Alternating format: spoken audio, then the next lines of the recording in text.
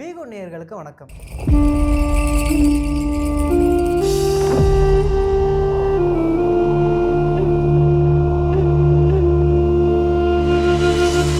Last 5 மேட்சா நம்ம என்ன டீம் வின் பண்ணணும்னு ப்ரெடிக்ட் பண்ணமோ அந்த 5 டீம் தாங்க வின் பண்ணியிருக்கு. இப்போ கிட்டத்தட்ட எல்லா டீமுக்குமே ஒரு மேட்ச் ஈச் முடிஞ்சிருக்கு. பாயிண்ட்ஸ் டேபிளில் யார் ஃபர்ஸ்ட் இருக்கான்னு பார்த்தோம்னா ஆர்ஆர் தான் ஃபர்ஸ்ட் இருக்காங்க.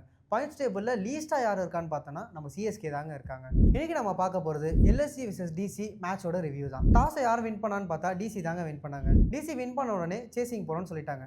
எல்எஸ்சி பேட்டிங் ஆடும்போது மிச்சல் மார்ஷ் தான் நிறைய ஸ்கோர் பண்ணியிருந்தாங்க. ரெண்டு பேருமே அதிரடியாக விளையாடுவாங்கன்னு பார்த்தா Rishabh Pant unfortunately Mitchell Marsh ஒரு பால் ஸ்ட்ரைட்டாக அடிக்கும் போது முகேஷ் குமார் கையில் பட்டு இவர் கிரீஸ் வெளியே இருந்ததுனால அவுட் கொடுத்துட்டாங்க. ஸோ அது அவருக்கு ரொம்பவே டிசப்பாயிண்டிங்காக அமைஞ்சிருச்சு. அதுக்கப்புறம் அப்துல் சமத் வந்து நல்லாவே கொஞ்சம் ஸ்கோர் பண்ணி கொடுத்தாங்க. மிச்சல் மார்ஷ் அண்ட் அப்துல் சமத் தான் இந்த மேட்சை கொஞ்சம் பேலன்ஸாக எடுத்துகிட்டு போனது. பவுலிங்கில் நல்லா பெர்ஃபார்ம் பண்ணது யாருன்னா லுங்கி இங்கிடி 3 விக்கெட்ஸும் நடராஜன் 3 விக்கெட்ஸும் குல்தீப் யாதவ் 2 விக்கெட்ஸும் எடுத்து கொடுத்தாங்க. முகேஷ் குமார் எக்கனாமிக்கலாக போட்டு கொடுத்தாங்க. எல்எஸ்ஜி ஃபைனலாக 141 ரன்ஸ் அடிச்சிருந்தாங்க. 18.4 ஓவர்ஸில் ஆல் அவுட் ஆயிட்டாங்க. 142 டிசிக்கு டார்கெட்டாக கொடுத்தாங்க. 142 ரன்ஸ் தான் டார்கெட்டு அசால்ட்டாக உள்ள வந்த டிசி பேட்டர்ஸ் எடுத்த உடனே கேஎல் ராகுல் கோல்டன் டக்கைடு உள்ள போயிட்டாருங்க. எனக்கு வேற பகீரும் தூக்கி வாரி போட்டுருச்சு. லாஸ்ட்டு 4 மேட்சாக நம்ம கரெக்டான ப்ரெடிஷன்ஸ் கொடுத்துட்டு இந்த ஒரு மேட்ச்சில் மிஸ் பண்ணிட்டு போகிறோமோன்ட்டு. அப்புறம் தான் டாப் பேட்டர்ஸ் எல்லாருமே கொலாப்ஸ் ஆகும்போது இன்னும் பயம் ஏறிடுச்சு. கடைசியில் வந்தார் நம்ம ex CSK player Sameer Rizvi. அவர் வந்து ஒரு 70 ரன்ஸ் அடிச்சுட்டு டீமை காப்பாற்றி கொடுத்தாருங்க. ஜெயிக்கிறதுக்கும் ரொம்ப ஹெல்ப் பண்ணார். கிறிஸ்டியன் சப்ஸ் 39 ரன்ஸ் அடிச்சு இன்னும் அவர் கூட பார்ட்னர்ஷிப் போட்டு நல்லாவே ஹெல்ப் பண்ணி கடைசியில் டிசி தான் இந்த மேட்சை வின் பண்ணாங்க.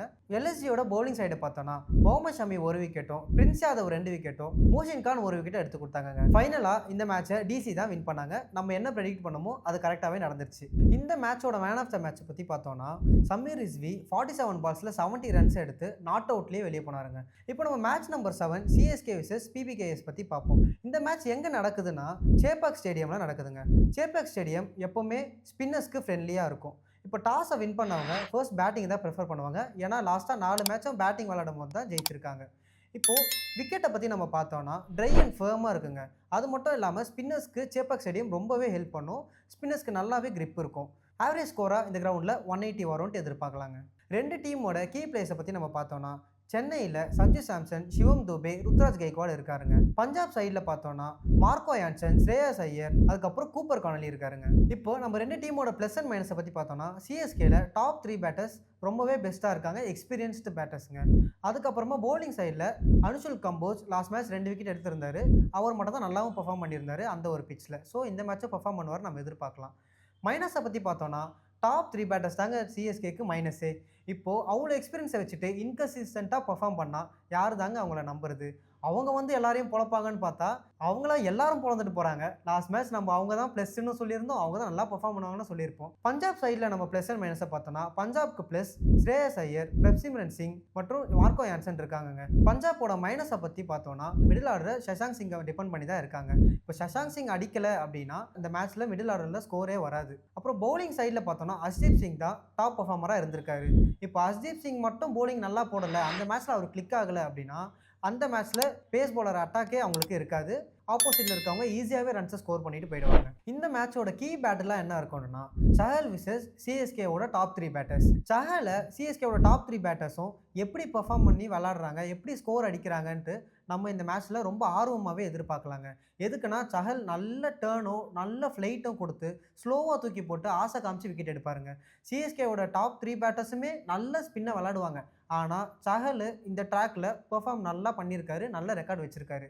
ஸோ இவங்க 2 பேருக்கும் நடுவில் கீ பேட்டிலாக இது தாங்க இருக்கும். இந்த மேட்ச்சில் ப்ராபபிள் 11ஸை பற்றி நம்ம பார்த்தோன்னா லாஸ்ட்டாக என்ன டீமில் போனாங்களோ அதே டீமை தான் எப்பயும் போவாங்க நம்ம பார்ப்போம். இம்பாக்ட் பிளேஸை பற்றி பார்த்தோன்னா சென்னையில் பிரசாந்த் வீரும் முகேஷ் சௌத்ரியும் உள்ள வருவாங்க நம்ம எதிர்பார்க்கலாம். பஞ்சாப் சைடில் ஹர்ப்ரீத் பிராரும் வைசாக் விஜயகுமாரும் உள்ள வருவாங்கன்னு எதிர்பார்ப்போம். நம்ம 2 டீமுக்கும் ஹெட் டு ஹெட் எடுத்து பார்த்தோன்னா 16 மேட்சஸ் ஈச் டீம் வின் பண்ணியிருக்காங்க. அது மட்டும் இல்லாமல் லாஸ்ட்டாக நடந்த 8 மேட்ச்சில் பஞ்சாப் 6 மேட்சும் சிஎஸ்கே 2 மேட்சும் தாங்க ஜெயிச்சிருக்காங்க. மும்பைக்கு அடுத்து சிஎஸ்கேக்கு ரொம்ப டஃப் கொடுத்த டீமாக பஞ்சாப் தான் அமைஞ்சிருக்காங்க. சிஎஸ்கே ஒன்றும் அக்கௌண்ட்டே ஓப்பன் பண்ணலங்க. இந்த மேட்ச்சில் ஏதாச்சும் அக்கௌண்ட் ஓப்பன் பண்ணுவாங்கன்னு நம்ம நம்பலாம். ஆனால் நம்ம நம்பிக்கை வச்சாலும் வின் ப்ரெடிக்டரை பற்றி நம்ம பார்த்தோன்னா இந்த மேட்சை பஞ்சாப் தாங்க ஜெயிப்பாங்க.